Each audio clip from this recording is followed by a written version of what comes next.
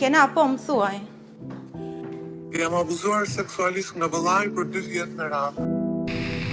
Këtë ngjarje nuk e kam folur kurrë, me asnjë, sepse më ka ardhur gjithmonë turp dhe mendoja se nuk do më besonin po ta tregoja. Ishim 4 fëmijë në familje, 3 vëllezër dhe unë. Prindërit punonin shumë, se duhet të na siguronin jetesën, por mua më linin në shtëpi me frikën e abuzimit të radhës. Ndodhte kur isha vetëm, ose natën kur flinin të gjithë. Isha 8 vjeç, kur vëllai im i madh nisi të abuzoj seksualisht. Ishin sjellje që më bënin të mos ndihesh rehat, por në atë kohë nuk e kuptoja se çfarë po ndodhte.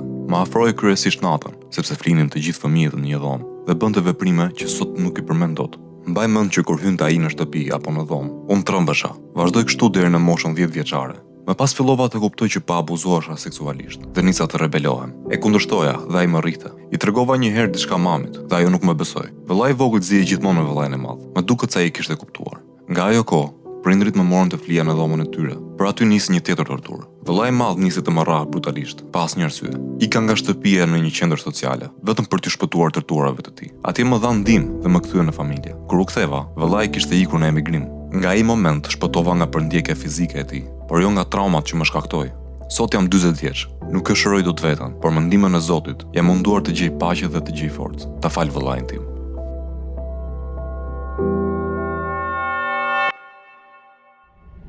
Kjo është historia e Kenës, një ngjarje që sot rrëfehet për herë të parë.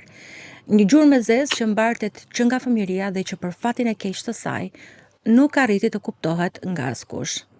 Kena padyshim është pseudonimi i saj. Kena, përshëndetje. Përshëndetje. Pse vendose ta ndash sot këtë histori me na? Sepse dua të qetësohem dhe të lirohem për këtë traumë. Ndoshta i shërbej dhe dikush që ka kaluar trauma të tilla, të çlirohet nga ndjenja e fajit apo nga traumat që kanë kaluar. Është një ngjarje që ti kthehesh shpeshherë në kujtimet e tua apo përpiqesh ta shmangësh? Përgjithsisht përpiqem ta shmang, por është e pashmangshme dhe unë e kam shumë të vështirë të flas për atë pjesë traume. Në fakt nuk flas me asnjë për atë pjesë, por ndjeja dëshirën dhe ndjeja nevojën ta flas me dikë këtë traumë. Në moment që është dhe mundësia që jam anonim, ndoshta më liron edhe më shumë. Pavarësisht se kanë kaluar shumë vite, çfarë të bën ty të kthehesh në ato kujtime? Cilat janë momentet që ta rikujtojnë? Unë kam 2 fëmijë aktualisht, edhe duke parë fëmijët e mi, nuk është të më rikthejmë fëmijët e mi, por thjesht mosha e tyre dhe trauma që kam kaluar, ajo pjesa e vështirë mua më kthen gjithmonë që ta kujtoj atë dhimbje që kam pasur. Dhe si silles sot me djalin, i cili është më i madh në moshë adoleshente dhe me vajzën që është 5-6 vjeç. Përpiqesh ti edukosh me fjalë apo ke krijuar një lloj distancimi midis të dyve? Jo, përgjithsisht fal Zotit fëmijët janë të mbarë fëmijët, por unë përpiqem gjithmonë që t'i mbaj të ndarë në pjesët të gjumit, të pjesës intimitetit që mos të kenë bashkë. Ndoshta kjo ka lënë gjurmë trauma që ka kaluar. Kena, ne e kemi marrë përjetimin tënd traumatik në rrëfimin që ke bërë në letër, por pa dashur të ta ngacmoj shumë plagën. Dua të kujtojmë bashk ato momente të hershme të fëmijërisë, kur vinte nata dhe ti abuzoheshe seksualisht brenda shtëpisë sënde. Më trego pak se çfarë kujton nga ato ditë. Unë kam të vështirë të flas për fëmijërinë time. Kam qenë 8 vjeç.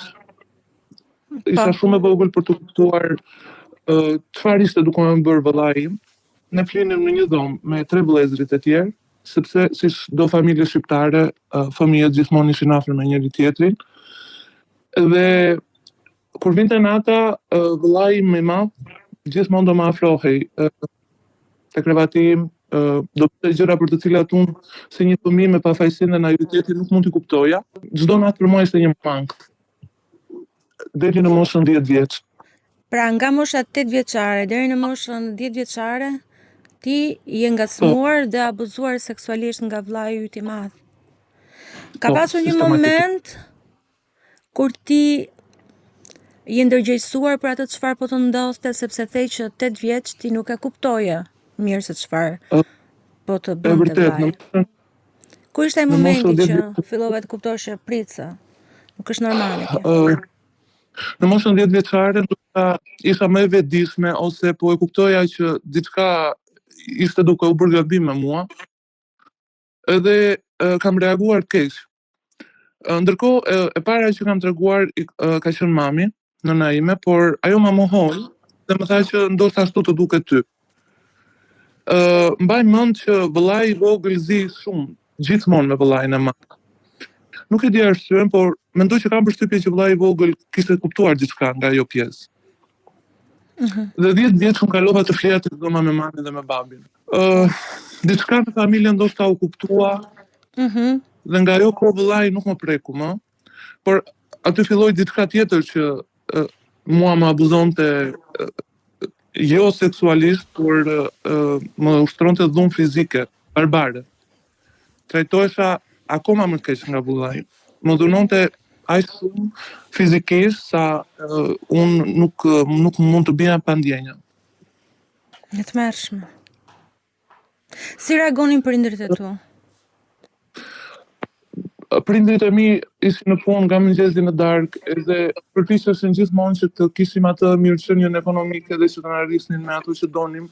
Dhe si çdo prind nuk e besonte fëmia i vet që mund t'ia bëj motrës ose vëllait, dhe ndoshta asnjëherë nuk më kuptuan dhe asnjëherë nuk më besuan.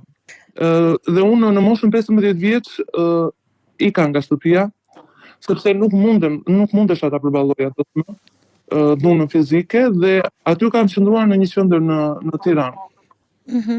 Pra nga një qytet i shumë, Shqipërisë, ku ti jetoje, shkove Po. vetëm deri në Tiranë. Po, sepse po kalonte limitet e çdo lloje të njerëzilloku dhe të çdo lloje dhimbjeje që kisha, nuk mundesha ta përballoja më. Ankoheshe te mami dhe te babi për këtë situatë me vllain? Jam ankuar dhe ndoshta aty filloi dhe sheri, në shtëpi se ndoshta diçka u kuptua. Dhe mbaj mend që gjithmonë kishte zënë ka azirje me të gjithë pjesëtarët e shtëpisë. Dhe kjo më detyroi që të ikja nga shtëpia në moshën 15 vjeç dhe të ndroja në një qendër. E kuptoj. Sa qëndrove tek qendra? Pas 3 ditësh unë nuk ktheva në shtëpi. Ndër më dhanë këshillim, më pajtën dhe më ndihmuan goxha. Dhe pas 3 ditësh u ktheva në shtëpi. Me thënë të drejtën, pas ikjes time, mami me aq sa mundej përpiqej të më qëndronte afër. E kuptoj. Si duket mami është bërë e vetëdijshme që ti vërtet ke pasur një traumë të madhe, aq sa të ka Po, detyruar e që ikësh vërtet. nga shtëpia dhe të kërkosh diku tjetër ndihmë që në fakt në shtëpi nuk të jepej. Vetëm kam një pyetje vërtet. këtu, Elona, Po. nëse Kena ka bërë, domethënë kur shkove në qendër, ti i tregove historinë e vërtetë abuzimit, pra tregove që vllai ka abuzuar, apo Po, kishe vetëm dhunë? sepse e kam treguar historinë. Po? Sepse në pamje të parë, domethënë, isha gjithmonë e ndrojtur dhe nuk më kuptonin, nuk e kuptonin çfarë po ndodhte dhe me mua dhe në një farë mënyrë u detyrova që të tregoja. Po, Edhe pse më vinte morën turpe, masa, dhe sepse në momentin që tregohet një abuzim, zakonisht denoncohet rasti. U morën masa dhe mua më kanë ndihmuar jashtëzakonisht shumë. Më këshilluan dhe më dhanë ndihmën kisha nevojë në atë. Pas 3 ditësh të lanë që të shkoje sërish në shtëpi, po vllai ishte prezent ndërkohë aty? Pasi kam shkuar në shtëpi, vllai kishte ikur në emigrim Okej. dhe nuk ishte në shtëpi. Po në fakt Dhe edhe ka Jona- treguar edhe në letër Kena që ky ka qenë momenti kur ajo ka ndjer çlirim, sepse Po, e vllai vërtet. emigroi pastaj edhe ajo nuk pati më kur kontakt të afërt fizik. Po Jo, veç komunikimeve në distancë apo takimeve në raste festash edhe Po, ngjarje që ishin të familjare. Mendoj që ka pasur problem me depresionin, sepse prindrit tanë ziheshin dhe askush nuk e kishte mendjen tek ne. Kuptoj. Ti këtë gjë e kupton tani, se atëherë nuk besoj që e kuptoje, Kena. Atëherë nuk isha kaq e vetëdijshme dhe nuk mund ta kuptoja dot kaq qartë aty. Por tani normalisht e kuptoj shumë mirë. Po, ndoshta ti ke qenë edhe shumë e vogël për të kuptuar shumë gjëra dhe për të thënë disa gjëra, sepse jo më kot Jona shtroi edhe pyetje nëse kanë reaguar autoritetet nëpërmjet organizatës apo qendrës ku ti ke kërkuar ndihmë, pa diskutim që ndoshta nëna është vënë në dieni dhe pa diskutim që ndoshta edhe ikja e vllajt ka lidhje me një mundësi arratisje ndaj Mendoj që po, pavarësisht se unë dhe me familjen time nuk e cek si them, ne sepse kuptoj. më shkakton traumë. Dhe ndoshta nëna nuk ka folur Dhe kur tha me që- vajzën, nuk e ka përballur. Po tha që u tregua më mbështetëse kur shkoi më pas. Po, Bëre një ndryshim vërtet. tek nëna jote, në mamaja në këtë rast. Po, u tregua shumë mbështetje tek mua dhe u përpoq me aq sa mundej të ndihmonte. Dhe ty si të erdhi ky ndryshim i saj? Me thënë të drejtën ishte një ndihmë për mua, sepse kisha nevojë për dikën që të më kuptonte dhe të më mbështeste.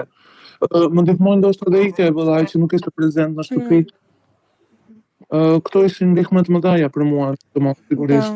Si ka ndikuar kjo ngjarje në jetën tënde sot edhe në momentet kur ti je vetëm, në errësirë? Ke akoma ndjesi që të përndjekin? Patjetër. Kjo dua të ta nis nga këtu, kjo traumë ka ndikuar shumë negativisht edhe në martesën time të parë dhe në të dytën. Kam qenë unë trëmbem shumë kur i vetëm ose në errësirë. Është një kujtesë shumë e ndjeshme për mua. E mendoj shumë, e analizoj shumë dhe këto janë gjëra që kanë zënë në fillën që nga fëmijëria ime dhe Patjetër. Është një ngjarje e papërcaktueshme, ëh? po, Nuk është një ngjarje është e vërtetë. e thjeshtë. Është një ngjarje që unë gjithmonë që e vogël edhe në këtë moshë kam pasur dhe kam turp që ta flas me dikë. Dhe mendoj që nuk do më kuptonte njëri. Po në marrëdhënien intime me bashortin aktual, sot si je? Mendon që e ke kaluar vështirësinë sepse ke treguar në letër që në fillimet e tua e urreje marrëdhënien seksuale, kontaktin me djemt. Sot Është e vërtetë. si është kjo gjë, kjo ndjesi me ty? Nuk është se është e shuar 100%. Unë gjithmonë jam munduar të shija. Por gjërat që kanë lënë janë aq shumë të thella sa unë gjithmonë ka një vend aty te frika ime, frikrat e mia më të mëdha. Por pjesa e bashkëshortit që është treguar mirëkuptues dhe është i kujdesshëm në çdo pjesë që kemi bashkë intime ose të jetës së përditshme, ndoshta më ka ndihmuar që ta kaloj në marrëdhënie. E ke folur me bashkëshortin aktual këtë ngjarje? Patjetër, sepse E ke folur? po, e kam folur. E ka kuptuar ai? Është mbështetës. Po. Është fat i mirë, ëh? Sepse jo gjithmonë partnerët, pavarësisht se ngjarja është tërësisht jashtë përgjegjësisë dhe fajit të kenës, është e vështirë që partnerët apo njerëzit në jetë të kuptojnë. Sidomos abuzimet seksuale të ndodhura në fëmijërinë, çestet, që në familje absolutisht lën gjurmë tek intimiteti dhe lidhja. Po, sepse në këtë që rast sigurt. kemi të bëjmë edhe me abuzim seksual edhe me incest. Po. Dy ngjarje shumë të Që rënda. bashkëjetojnë të dyja me kujtimin e kenës dhe çështja e intimitetit absolutisht është ndihmuese kur kemi një partner që e kupton, e dëgjon, pra jo në një farë mënyrë e ka lejuar veten ose ka pasur fatin të ta ketë këtë lirshmëri për ta treguar dhe më pas për të mbështetur që ta tejkaloj, për ndryshe gjurma e abuzimit edhe mungesa pasigurisë që lë është aq e madhe sa mund të bëj një izolim të përhershëm të intimitetit për ta mbyllur atë qark dhe të mos hapet më kurrë, sepse çdo prekje, çdo kujtim intim asaj kujton traumën. Kështu absolutisht është diçka ndihmuese në këtë rast që e ka partneri. Po. Kena sot është 40 vjeç, ëh? Po. Le të themi që kanë kaluar 30 vite nga momenti i fundit kur ajo është abuzuar seksualisht. Koha i fshin gjurmët e traumës apo mbesin aty? Tek çdo person është shumë personal mënyra e procesimit të kësaj. Absolutisht nuk mund të themi që fshihet në mënyrë të përhershme, sidoqoftë është eksperiencë që nuk duhet të ndodh. Absolutisht. Dhe kur çdo person në çdo fazë të kalimit, domethënë që mund të bëjë apo superimit të situatës, diçka do mbetet. Por e rëndësishme është të bëhet shkëputja e ngjarjes nga personi. Pra nuk është siç po e thonte pak e dëgjova tek Kena, pra kjo gjuhë që unë dëgjoj më bën të kuptoj se ka avancuar në përpunimin e atij momenti, thotë që nuk është faj, pra nuk është faji im që më ndodhi kjo. Dhe duke e bërë këtë gjuhë të brendshme pjesë të integruar për të vetes, që t'jep përsërit vetes kur kujton këtë ngjarje, patjetër të distancon nga ai moment dhe të bën që ti ta kalosh, por kujtimi mbetet. Është edhe për ta pranuar si gjë, në mënyrë siç themi gjithmonë për ato fazat e tejkalimit të momenteve të vështira ngjasojnë, qoftë në trauma që ndodhin ngjarje të si aksidente apo ngjarje të humbjeve siç patëm javës kaluar, apo edhe momentet e abuzimit, mënyra e tejkalimit është pak a shumë e ngjashme. Pra ne vim me pranimin e situatës për të kaluar më pas tek hapat e tjerë, që është procesimi, po. Procesimi, po. Sepse ne mund të jemi edhe në mohim të asaj që ka ndodhur dhe kjo bën shumë të vështirë më pas tejkalimin. Ka një moment shumë interesant të zhvillimit të historisë edhe të procesimit të gjithë kësaj ngjarje që Kena e ka rrëfyer në letër është momenti kur ajo ka falur abuzuesin e saj, vllain e saj. Kena dua ti të ma tregosh dhe të ma artikulosh këtë moment të jetës tënde. Kur vendose ta falësh vllain dhe pse të erdhi kjo ndjesi për ta bërë?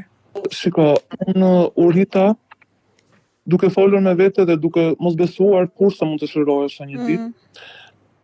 Sepse ndoshta në thelb askush nuk më ndihmoi dhe askush nuk e kuptoi dhe ndihesha e pafuqishëm dhe e dobët. Erdhi një moment në jetë që mundes të kuptoja se duhet ta falja abuzuesin. Jo vetëm se ishte njeriu afërt i familjes, por sepse vetëm kështu mund të qetësohesha dhe të shërohesha. Besimi im i madh në Zot më ndihmoi shumë që unë ta falja abuzuesin tim. Me shumë luftë arrita ta fal. E kuptoj. Përpoqja të haroja çfarë më kishte ndodhur dhe ngjeta ngushëllim të besimit në Zotin. Dhe kjo gjë më ndihmoi të jap kuptim jetës time dhe të gjitha gjërave që kisha jetuar. Dhe po jetoja. Përveç kësaj mundohem gjithmonë të kuptoj që çdo një njeri që vuan apo që shfaqin sjellje që në dukje nuk janë fort të hishme, mundohem të kuptoj se çfarë mund të ketë shtyrë dikë të flas apo të sillet pa kujdes. Je vëzhguese tani edhe në situatat e të tjerëve. Kam përshtypjen që ke një ndjesi alarmi brenda vetes. Gjithmonë. Jam shumë kurioztare të di ndjesitë e tua sot për vllain tënd. Në qoftë se mund të them ndjesi, e di, nuk ndej asgjë, për ndoshta as dashuri vllazërore, ndoshta as urrejtje. Është gjithmonë një marrëdhënie që unë me atë flas dhe takohem shumë rrallë, vetëm në ngjarje që ndodhin familjare që jemi të detyruar. Dhe unë gjithmonë, ai nuk më shkruan asnjëherë dhe nuk më merr asnjëherë në telefon, por unë gjithmonë kur ka festa i shkruaj mesazhe urimi, të ftohta. Por e bëj këtë sepse më kam gjak. Si ka ecur vllai në jetë? Si është ai sot? Di që ka pasur probleme me depresionin. Dhe ka pasur probleme në familjen e tij, por për më shumë unë asnjëherë nuk jam interesuar që ta pyes. Për sa kohë nuk keni pasur komunikim? Dhe nuk keni shumë të afërt, a ka ndërtuar ai familja? Po, ka ndërtuar familja. Prindrit e tu janë Kena sot, jetojnë? Po, jetojnë. Ke marrëdhënie të afërt me ta? Një marrëdhënie të rregullt, mund ta quaja. Po jo shumë afektive. Jo shumë afektive, sepse ndoshta ajo që kam kaluar më ka larguar me njerëzit, jo vetëm me prindrit, por me të gjithë. E kuptoj shumë mirë. Kë fajson më shumë ti sot? Vllain tënd, i cili të abuzoi, apo prindrit që nuk ishin të pranishëm aty për ta ndaluar? Mendoj që të dy palët kanë fajin atyre. Duke nisur nga vllai im i madh, që ndoshta nuk e di çfarë mund ta shtynte të bënte këtë veprim, por edhe prindrit që ndoshta nuk e kuptuan asnjëherë. Pjesën e abuzimit të vllait, sepse unë si fëmijë i jepja shenjat e mia. Dhe ndoshta të dy palët i bëj me faj. Meqense e preke këtë moment, unë dua të pyes pak Jonën. Jona, Kena thotë që është përpjekur që të mos e tregoj, por tani sapo tha që unë i tregoja shenjat e mia, pra Kena tregon që indirekt tregonte shenjat e abuzimit. Është e vështirë të kuptohet një fëmijë që është abuzuar seksualisht edhe cilat mund të jenë sillet më tipike? Sidomos kur një fëmijë që është abuzuar ka frikë të tregojë, është shumë e vështirë të kuptohen sepse e mendon gjithmonë që faji mund të jetë tek vetë personi ose ka frikë të madhe të tregojë sepse mund të mos kuptohet, por as mund të mos besohet për të. Dhe për më tepër, prandaj incestet janë edhe më të rënda se abuzimet seksuale sepse ajo harta jone e besimit prishet në disa nivele, jo Po duhet vetëm ketë edhe shumë ndjenja turpi brenda. edhe ndjenja Po, turpi, përshtypje. absolutisht. Edhe siç e thotë edhe Kena dhe sot, ka të gjuhën që është gjaku im dhe ky është një koncept që është i brendësuar nga shoqëria, që gjëra që ndodhin në familje dhe falen dhe tejkalohen dhe kjo bën më të vështirë atë procesin e daljes nga abuzimi. E bën më të vështirë. E bën më të vështirë, sepse je gjithmonë në kontakt, detyrohesh të jesh në kontakt, siç e thatë vetë, në pjesën e festave apo ngjarjeve familjare, ajo detyrohet të rilidhet me të, dhe pse tha unë e kam falur dhe siç e kuptova besimi e ka ndihmuar sado të lidhet ose ta shpreh më hapur dhimbjen, nëse se ka bërë me tjëmën, me familjarët e tjerë, e ka bërë të paktën me atë që ajo beson, dhe kjo është një formë e nxjerrjes së dhimbjes që ka përjetuar. Por shumica e sjelljeve nuk janë nuk shfaqen, mund të shfaqen sidomos varet edhe në moshën kur ndodh abuzimi, kur ndodh për shumë në mosha të vogla të fëmijëve, ata mund ta shfaqin me frikë të tepërt për të qëndruar vetëm E në ka pasur zonë, Kena këtë. pra dëshiron gjithmonë praninë e një më të rriturit, E ka dhe pse i pasur. rrituri nuk e beson, mund të shfaqet me pjesën e pagjumësisë, me pjesën e të ngrënit, mangtheve, ngrënit. pra çdo gjëje të cilën ata e deklarojnë me pjesën e trupit. Janë shenjat e para edhe duken, pra një prind i kujdesshëm do t'i kapte këto sinjale, por ne kemi edhe një gjë akoma më të rëndë që është mohimi i prindit, që djali nuk e bën ose të paktën ka të vështirë ta pranojë sepse nuk di se si ta Ashtu të zgjidh. duket ty. Ai Kjo të është- do, po. po ashtu të duket ty. Prandaj ja konfirmon dhe një herë Kenës ose çdo personi që është abuzuar që nuk ka të drejtë ta tregojë dhimbjen Dhe që ti e ke madhe. gabim. Po. Dhe kjo e bën akoma më të vështirë. Prandaj Kena me zërin e saj, domethënë mënyrë se si e tregon ngjarjen, më bën të kuptoj që është një person shumë i përgjegjshëm, shumë i ndjeshëm. Pra më bën të kuptoj që është ka zhvilluar disa tipare, të cilat ndodhin zakonisht tek viktimat e abuzimit, që tregon disa sjellje të funksionit të lartë quhen ndryshe, pra gjithë këto ndjeshmëria, pjesa e forcës që tregon përgjegjshmëria, Po edhe për të formimi mbuluar- intelektual, sepse ajo sot formimi- është shumë e realizuar Po, në për të mbuluar karrierë. abuzimin, pra ecin sipërsaj me hapa shumë më të mëdhenj që të konfirmohen edhe një herë në shoqëri, por duke mbajtur gjithmonë barrën e dhimbjes. Për të mbuluar atë lloj bëshllëku që ju ka ngelur brenda vetes. Po. E kuptoj shumë mirë. Pra, me argumentimin që solle, do të thuash që është më e shëndetshme që në rastin e një abuzimi seksual, autori të distancohet nga viktima, pra të ketë një bllokim të marrëdhënieve, kjo do të ishte më e shëndetshme? Sidomos nëse nuk ka reflektim nga pala tjetër, ose veta viktima në këtë rast ta falë dhe të shikojë një ndryshim tek personi që ka reflektuar, e bën domethënë pjesën e ngarkimit të fajit tek vetja për të reflektuar gjithmonë, jo për të mbetur faji aktiv tek abuzuesi.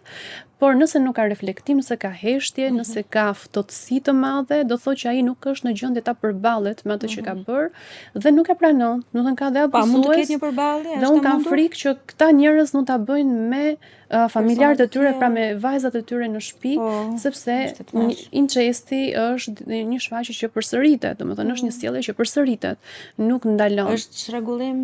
Është çrregullim absolutisht, Jeti ka të menduar? kamufluara dhe të kombinuara me shqetësime të tjera. Pra, unë dëgjova nga Kena që në familjen e saj ka pasur grindje të vazhdueshme, që do thotë i vëllai i saj mund të ketë përjetuar çështje të tjera të aspektit psikoemocional dhe që i ka transferuar në abuzim, pra në kryen e këtyre sjelljeve të përsëritshme.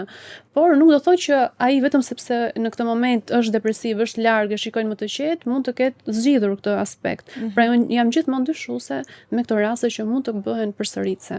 Nuk e di nëse ai ka familje sot, Po, dhe ka formuar familjen e tij. Kështu ka treguar Kena të paktën. Nuk është se ka jetën më të lumtur dhe më të shëndetshme, sepse vjen të ketë probleme, përmendjet e kena, sidomos të aspektit psikologjik. Prandaj duhet të trajtuar. Jo, Lona, të raste duhen trajtuar me shumë kujdes. Prandaj unë kur dëgjova nga Kena që ka shkuar në një institucion, i ka besuar aty historinë e vet, aty merren masa, momenti që dikush ne na konfirmon një abuzim, qoftë edhe ne si psikolog, pra i vetmi rast që ne them pjesën konfidenciale është kur personi është në rrezik aktual, por edhe referon diçka nga e kaluara që do thot personi që ka kryer një incest është akoma aktiv, mund të jetë akoma aktiv në kryerjen e kësaj sjellje, kështu që ne jemi shumë të kujdesshme. Flasim për një realitet të 35 viteve më përpara në Shqipëri, por them edhe në këtë rast i kam dëgjuar që akoma nuk merren shumë në konsiderat. Ne themi janë më të kujdesshëm, por ka akoma raste që merret shumë e vonesë pjesa e ndërmarrjes së ndihmës. Është shqetësim shumë i drejtë ky që ngre. Ti kupton që jo vetëm familja nuk të mbron, por nuk të mbron as shteti dhe as nivelet e tjera më të larta. Duhet të ketë masa drastike në fakt dhe nuk e di se sa ligji e mundson apo lejon që vllai i saj nuk e di çfarë moshe, po ka qenë në moshë më madhore. Nuk e di çfarë dënimesh mund kishte për të. Patjetër që ka izolim, paktën kujdesje, po thotë jo patjetër do të shkojnë në burgim ose në heqje të lirisë, por shkojnë nëpër institucione ku merret kujdesi, që dhe ai nëse ka qenë në një fazë, ne themi, të shqetësimeve psikoemocionale, merren parasysh ato. Si e shikon hipervigjilencën që ka Kena sot ndaj dy fëmijëve të saj, djali që është adoleshencë dhe vajzës që është e mitur? E kuptueshme dhe e pritet që të ndodhte. Është e shëndetshme? Nuk është e shëndetshme kur i kalon caqi, sepse edhe fëmijët nga mbi vigjilenca e shtuar që ka prindi, mund të zhvillojë sjellje të frikës edhe të kujdesit ose të varësisë ndaj prindit, që do thotë kërkon vazhdimisht kujdesin dhe vëmendjen e tyre, edhe kur janë jashtë apo në distancë. Kështu që nuk është shumë e shëndetshme për të dy, as për nënën që shqetësohet në çdo moment, as për fëmijët që janë në atë kujdesin e vazhdueshëm dhe varësinë e vazhdueshme nga jëma. Pra do të ketë secili autonominë e vet. Ne kuptoj. Kena, nuk e di nëse arrite të gjesh dhe të marrësh më shumë kuptim nga kjo bisedë dhe ndërveprimi me Jonën. Po, ju kam dëgjuar me kurreshje të madhe dhe e falenderoj Jonën. Faleminderit ty Kena për ndarjen. Fjalët tuaja më bërën ndoshta të çlirohesha më shumë edhe të ndihem më mirë në ndarjen e historisë time me ju, pavarësisht se është traumë, por ju falenderoj pamas. Faleminderit. Kena, faleminderit, unë e di që ne kemi biseduar gjatë, jo vetëm këtë herë që ti vendose, po kanë qenë disa muaj tentative që ne e kemi ndarë dhe folur historinë me njëra tjetrën derisa ti vendose ta flasësh publikisht, pavarësisht se sot je anonim. Kështu që unë e vlerësoj pafundësisht zërin tënd sot për të treguar një realitet që jo shumë njerëz e shohin dhe shumë të tjerë fshehin. Faleminderit dhe të uroj më të mirat nga zemra. Gjithë të mirat. Faleminderit. Jona, faleminderit për praninë tënde dhe për rëndësinë që jep çdo rasti dhe çdo historie. Është gjithmonë bukur të ndash, të flasësh dhe të kuptosh Më shumë në këtë divan terapi. Shumë faleminderit, edhe unë ndjem mirë që më besojnë këto histori edhe bashkë me ty e bën më të lehtë procesin për të transmetuar ndoshta ato gjërat të cilat unë mendoj nga ana profesionale duhen dhënë njerëzve jashtë na dëgjojnë, por edhe personave që marrin pjesë këtu më ndjen rehat dhe më pëlqen kur e thon në fund që unë ndjeva më të çliruar dhe unë vërtet ju them çdo rasti që ta marrin si mundësi për të shkarkuar, për të shprehur, sepse nga ana tjetër do kem njerëz që i dëgjojnë dhe i kuptojnë. Prandaj është krijuar edhe kjo hapësirë që njerëzit të vinë, të shprehen edhe të kuptojnë, pse jo? Të kenë më shumë empati dhe të marrin atë shërimin e kërkuar. Faleminderit, bashkë jemi në seancën e radhës. Ándale.